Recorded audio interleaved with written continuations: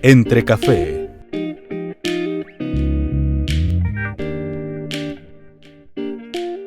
¿Quién es Virgilio Madrid? Miembro de la Iglesia Católica de Honduras, que a los 13 años me enviaron al Instituto San Francisco como interno. Y recuerdo que ahí tuve mi primera experiencia religiosa fuerte, porque me encontré con la capilla, y en la capilla estaba el Santísimo. Entonces recuerdo que yo entraba muy frecuentemente a la capilla, y aquel silencio y la presencia del Santísimo me ayudó bastante a crecer en mi fe. ¿Cómo está constituida su familia? Mi esposa, 3 hijos, 5 nietos, y a los cuales les dedicamos mucha atención, los cuales tenemos una buena interacción con ellos, pero estamos a la vez muy preocupados, porque todo el trabajo que hacemos en casa, pues hay ambientes que lo destruyen.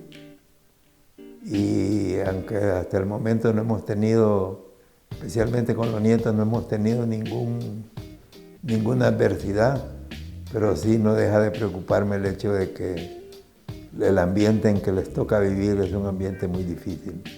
¿Cómo es el ambiente que rodea a los jóvenes hoy en día? Bueno, un ambiente en donde está permeado por la droga, ambiente que está permeado por el licor, ambiente en donde se les incita a divertirse de una manera destructiva para su propia personalidad. Porque cuando la persona pierde su voluntad, entonces la persona ya está acabada. ¿Cómo fue su infancia? Bueno, mi papá me abandonó a los 6 años. Y entonces mis abuelos fueron los que se encargaron de mi educación.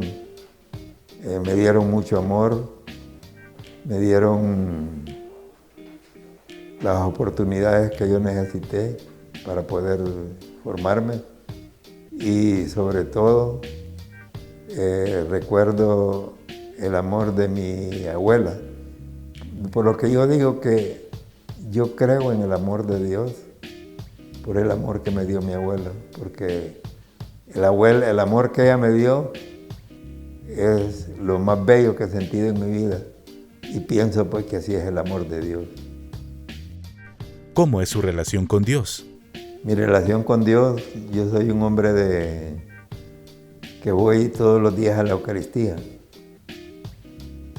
Es algo peligroso también ir todos los días a la Eucaristía, porque a veces uno puede acostumbrarse demasiado y se le puede volver una cosa rutinaria. Entonces siempre estoy luchando contra eso, pero siento que la única fuerza que yo puedo tener en mi vida me la proporciona la Eucaristía. Usted fue uno de los iniciadores del primer canal católico aquí en la Arquidiócesis, el Canal 48, hoy Suyapa TV. Bueno, es que el padre Pedro Durán me contrató para que le ayudara con los medios de comunicación, y entonces surgió la idea del canal. Y recuerdo que compramos una productora pequeña y realizamos algunos programas.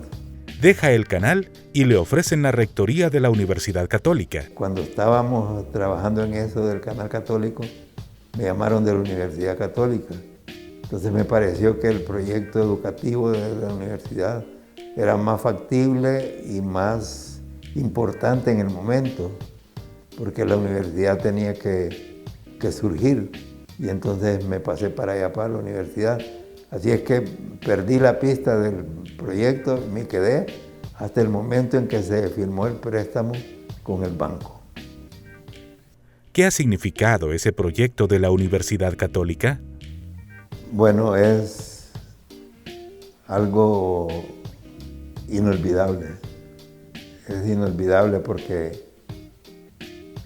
uno mira a la persona llegar con sus miedos, con sus inseguridades, y lo mira después cuando ya se gradúa, que ya es una persona completamente desarrollada, que ya es una persona que ya ha logrado su madurez, y entonces es una gran alegría. Le parece a uno como que uno ha puesto algo de uno mismo en esa persona. ¿Qué es lo que más recuerda de esa etapa de catedrático en la universidad? Me acuerdo cuando era vicerrector administrativo y que había muchachos que tenían problemas para matricularse, por ejemplo. Entonces, porque el dinero no les ajustaba. Entonces, yo sentía que no podían perder la oportunidad y yo les proporcionaba lo que les faltaba para... Y mucha gente me decía que era demasiada quijotada, pero yo sentía que la ayuda se da cuando se necesita y no cuando a uno le place, sino que es cuando la otra persona lo necesita. Y otra de las cosas que me gustaba de la experiencia de la universidad, conocer el trabajo, por ejemplo, del padre Cheche, del padre que estaba encargado de la pastoral. Y es un hombre con una vocación extraordinaria que en realidad se dio a los alumnos. Y él era igual que yo, él le solucionaba los problemas a todo el mundo. ¿Qué le marcó en su vida el ser vicerrector pastoral? Aquí era la convivencia de los jóvenes en retiro. Ahí no te puedo contar una experiencia en particular, pero sí, digamos, por ejemplo, el hecho de estar obligado a hablarle a los muchachos y el hecho de convivir con ellos era muy gratificante. Era muy gratificante porque uno miraba en realidad cómo ellos iban captando las realidades religiosas y cómo las iban incorporando a su vida. Hoy es el editorialista del semanario Fides. ¿Qué significa? Es el regalo de Dios, porque lo que pasó es que Fanny Martínez era la directora de Fides y entonces un día andaba desjuiciada porque la persona que le escribía el editorial no se lo había entregado. Mirá que no tengo editorial para escribírmelo vos, me dijo. Y lo escribí yo. Y entonces, desde ese día que lo escribí, han pasado más de 18 años, que todos los domingos lo estoy escribiendo. O sea, pues que no fue algo que busqué, algo que yo quise, sino algo que el Señor me lo mandó y me lo puso. Y pues lo considero que es una gran responsabilidad, porque no es mi opinión personal la que tiene que dar ahí, es el criterio de la iglesia el que tiene que salir reflejado ahí. Yo puedo pensar de una manera, pero posiblemente mi manera de pensar no coincide con lo que la iglesia tiene que decir. Y entonces yo tengo que poner ahí lo que la iglesia tiene que decir, porque el periódico es de la iglesia, el periódico es para formar, el periódico es para instruir, el periódico es para que la gente tenga la oportunidad de formarse cristianamente. ¿Cómo logra darle ese criterio que desea que se refleje en el editorial? Pues no me cuesta mucho. No me cuesta mucho. Lo único que sí, buscar un texto que sea de interés general. ¿Qué evita escribir en los editoriales del semanario Fides? Expresiones rotundas. Que esto es así, esto es acá, esto es allá. sino que más bien procura hacer reflexionar a la gente para que examinen su postura y que puedan ver en qué cosas tienen razón y en qué cosas están equivocados. Porque hay gente que cree que su manera de pensar es la única correcta y definitivamente que no es así. Tenemos que tener apertura a la idea de los demás y es entre todos los hondureños cómo vamos a sacar el país adelante. No hay solo Jesucristo es el único que es el Señor y al cual tenemos que rendirnos ante su palabra. Pero de ahí todos los demás podemos cuestionarla, podemos analizarla, podemos compartirla, podemos rechazarla y entonces hay que tener mucho cuidado en eso. ¿Qué esperar del país para los próximos años? Ya la gente se dio cuenta por dónde se ha fallado y creo que estarán dispuestos a mejorar porque la verdad es que si no nos ponemos de acuerdo, si no tomamos en cuenta la realidad del país, la verdad es que no vamos a salir de la situación caótica en que estamos, en donde hay un 60 y pico por ciento de pobreza y un 40 y pico por ciento de pobreza extrema. Que eso, fíjese que estaba en una reunión en Europa y entonces platicando con un chileno me dice, oíme, y en tu país me dice, más o menos cuál es el nivel de pobreza. No, le digo, estamos como más arriba del 60%. Y pues eso no es humano, hombre, me dice. Eso no es humano, me dice. Y es cierto. No puede ser, pues, que de cada 10 habitantes, 6 tengan que vivir en la pobreza y solo 4 puedan vivir bien. ¿El papel de la Iglesia en esta realidad de Honduras? La Iglesia yo creo que ilumina. Y no solo ilumina, sino que a mí lo que más me gusta de la Iglesia es que la Iglesia trabaja. La Iglesia trabaja. Centros educativos, centros de asistencia, educación, centros médicos. La Iglesia es, se puede decir, posiblemente el principal proveedor de servicios gratuitos dentro del país. Y nosotros nos debemos de sentir muy orgullosos de eso, pero también debemos de contribuir bastante para que eso continúe, porque hay obras de la Iglesia que en realidad son extraordinarias y que están dirigidas a los más pobres. Y si lo que va a salir de ahí no sería posible si no hubiera católicos interesados en servir a los pobres. ¿El católico debe entrar a la política? Claro que sí. Claro que sí. Tiene que meterse en política porque inclusive tiene su doctrina social de la Iglesia que le señala justamente cuáles son los aspectos fundamentales de la sociedad y cuáles son los valores y los principios que tienen que regir la sociedad. Entonces, siempre que uno esté apegado a la doctrina social de la Iglesia, puede incursionar en política.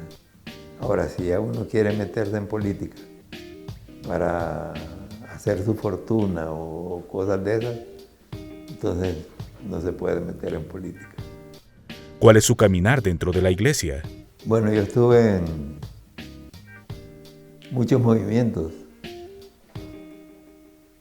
muchos movimientos por situaciones diversas en donde el Señor me ha llevado. Por ejemplo, recuerdo que invitaron a un periodista para que fuera al primer cursillo de cristiandad y él no quiso ir al primer cursillo de cristiandad. Entonces, la persona que lo estaba proponiendo, a la hora de la hora me dice: mira, yo tengo que llevar a alguien al cursillo. Como aquel no quiso, ¿por qué no vas vos? Me dice. Y entonces así entré al primer cursillo de cristiandad que hubo aquí en Honduras, en 1964.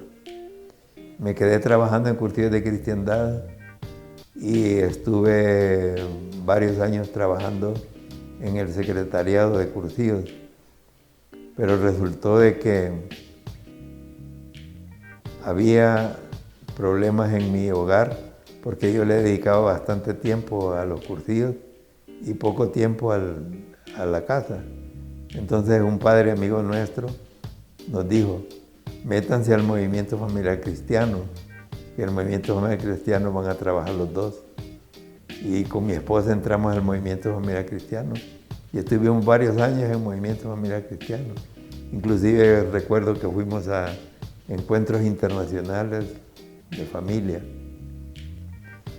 Y después tuvimos un problema de enfermedad de una hija. Y entonces, en vista de eso, necesitábamos una experiencia espiritual mucho más fuerte, estar más pegados al Señor. Entonces entramos a la renovación carismática. Entramos a la renovación carismática, hicimos carrera ahí en la renovación carismática y resulta que tuvimos que salir porque cumplimos ya los años de servicio que le piden a uno dentro de la renovación carismática, porque en la renovación carismática, cuando uno tiene ya 12 años de servicio, puede quedarse en la renovación, pero ya no puede servir porque ya sirvió todo lo que tenía que hacer. Entonces de ahí entramos al grupo de empresarios y profesionales católicos junto con mi esposa y después de eso nos quedamos con un grupo de oración de casados que tenemos todavía, ya tenemos 21 años de estar dirigiendo ese grupo y es lo que nos mantiene ligados a la iglesia. Y yo, por otra parte, permanezco ligado a la iglesia porque me toca dirigir junto con otros laicos lo que se llama la Escuela de la Fe, que es una formación teológica para laicos que damos todas las semanas y que ya tiene 27 años de estar funcionando. ¿Cómo considera la familia hondureña? Bueno, yo creo que a través de la iglesia se ha hecho un trabajo muy grande en favor de la familia. Y lo podemos ver en todos los números de Fides, que siempre hay experiencias de familias que ya sea en forma particular o ya sea en forma institucional, vemos cómo se está trabajando con la familia. Pero desgraciadamente, como tenemos deficiencias educativas, como tenemos mucha violencia en la calle, como tenemos mucha pobreza, como tenemos exclusión, como tenemos tráfico de personas, también hay, fuera de la iglesia, podemos decir, una realidad espantosa, en donde la familia es avasallada y la familia necesita ayuda. ¿Qué valores se ocupa para fortalecer la familia? Lo primero tendría que ser el amor, porque no se puede concebir una familia en donde la violencia sea el elemento que rija la familia, sino que tiene que ser el amor, la consideración a la persona, el sacrificio por la persona, la ayuda a la persona, así. ¿Cuáles son sus pasatiempos? Bueno, me gusta el deporte y la lectura.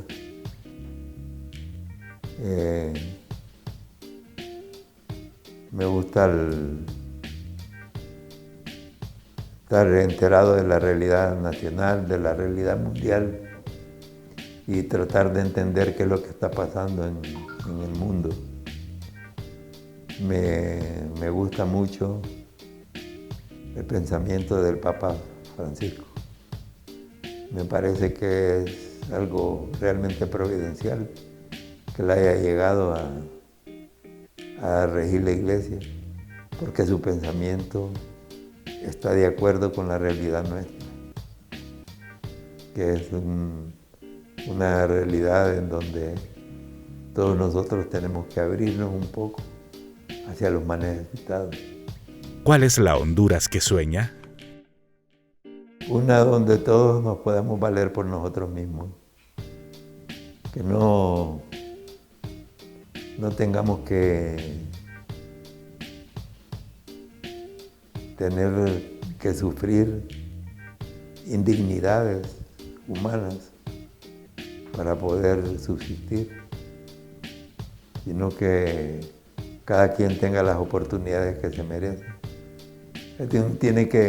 Tenemos que construir entre todos una sociedad de oportunidades, una sociedad donde todo el mundo tenga la posibilidad de poderse realizar como persona y donde todo el mundo sea respetado, donde todo el mundo pueda tener el respeto que se merece y la consideración que se merece como persona humana.